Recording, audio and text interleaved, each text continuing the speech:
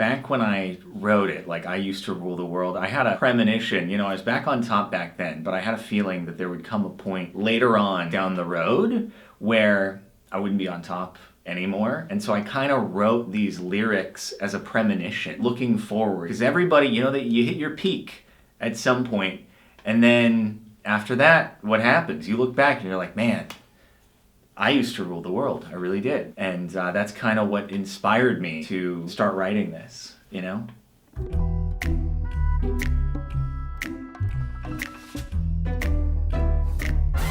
I'm not actually technically on the Genius charts this time around for Fallen Kingdom. It didn't have that meme resurgence that we had with Creeper Aw Man. I may have broken into the Genius offices and set up the cameras. I just, I wanted to share the story, though, of Fallen Kingdom. Maybe it'll appear on the Genius charts at some point in the future, but for now, I do hope they don't press charges. I shouldn't have admitted to the break-in thing on camera, but if we have to, I used to rule the world. Chunks would load when I gave the word. Now every night I go stow away, hide from the mobs I used to slay. Again, as I said, sort of a premonition of the future when I said I used to rule the world. But then bringing it back into Minecraft, the king, before everything fell apart, he could raise chunks. He could increase his render distance. Now that his kingdom had fallen, he just didn't have that op power anymore. A pretty tragic downfall. Oh, who am I wearing? Actually, it's really funny you bring that up. This is the newest clothing drop from my clothing line. Quality content, hence the QC on the logo there. We've done this color block, which I think it turned out pretty cool. You got the sweater, the hoodie, you've got the joggers as well. It's like 2 different colorways. It's just so funny you were interested in it because when this goes up, it should be live at qualitycontent.com, linked in the description. Speaking of, actually, with these hot fire lyrics going on, I'm getting a little bit toasty. All right. Anyway, they once were terrified every time I looked into their eyes. The king, when he looked at mobs, he didn't have to actually fight them directly. They would just run away. They were scared. He had that much authority. Villagers would cheer my way. For a hero I was, that's what they'd say. Not only did he have that power, but he was respected by his people. They weren't intimidated by him. He was a good leader. But one minute we had it all, next our world began to fall away from all that it had once become.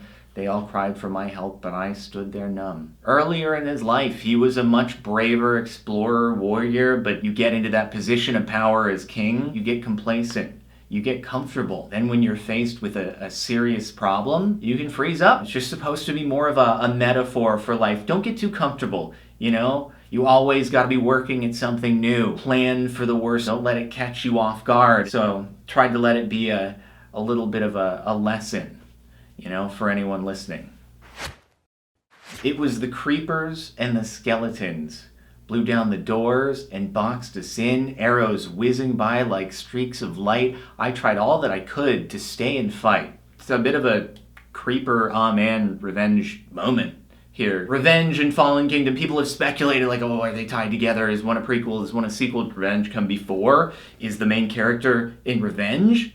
Is that actually the king, or is that the hero in Fallen Kingdom? I am here to dispel the rumor. They are not related, but I'm open to any fan theories out there. Anything that spreads the lore is totally fine by me. But in any case, in Revenge, our hero was successful. Here, you see the darker side of what happens when it doesn't work out. As the undead roamed the street, families broken at my feet, life itself suspended by a thread.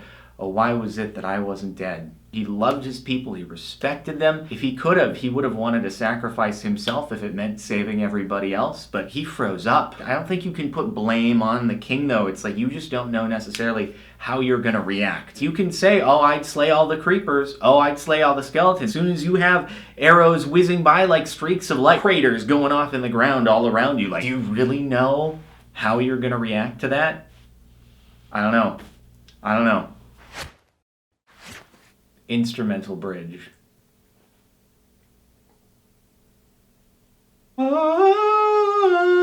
maybe I should have done the singing. TryHardNinja did do a good job, but it's like...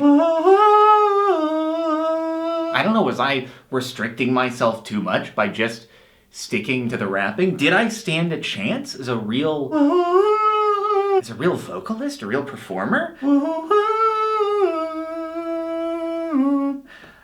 I don't know.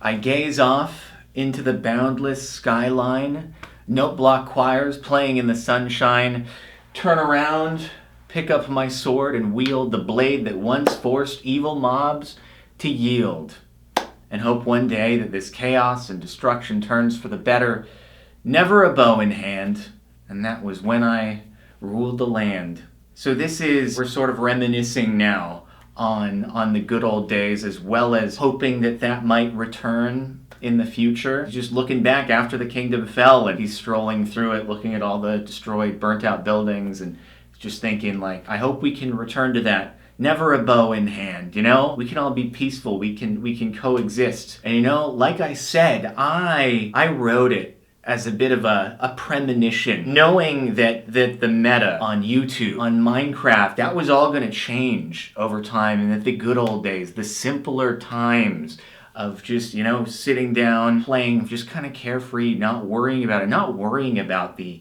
algorithm, not worrying about, is it gonna be demonetized, you know, not worrying about any of that, and just, I knew in the future, just knowing things would get more complicated. We live in a society. And also just, you know, reminiscing about, I wonder if there will ever come a time in the future where it can be simpler again, where we can all just have a good time, carefree, appreciate the smaller things without worrying about so much. And I don't know if we'll ever end up back there again, but also it's always very easy to look back with rose-colored glasses at the same time. So you also have to appreciate the moment you're in, appreciate the present. Don't look back too much, because otherwise the past can consume you. You gotta look forward, but also live in the moment, you know? And that's, I think, what we try to communicate with the king. Since Fallen Kingdom hit, it's caused people to think about maybe doing songs that aren't just super like happy-go-lucky, you know, happy endings. Country music, when they talk about losing their wife, their dog, and their house and all that, they're really like deriving some of that tragedy from Fallen Kingdom. And rap, oftentimes they're talking about how they've gone from like the bottom and now they're here. In Fallen Kingdom, they started from the here and now they're the bottom. I'm kind of Drake. Now again, it's Fallen Kingdom. We're not charting at #1 on Genius right now, but I think it's not about the ranking, it's about sending a message.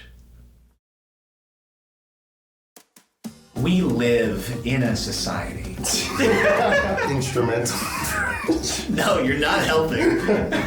Don't show me a photo of something horrible happening. Kyle, I'm never gonna get this now. It's a bit of a creeper aw man revenge moment. Certified creeper aw man moment. It's not about the ranking, it's about sending a message. Hey, wanna know how I got these clothes? We're gonna have to throw some bloopers in at the end of this one. Yeah.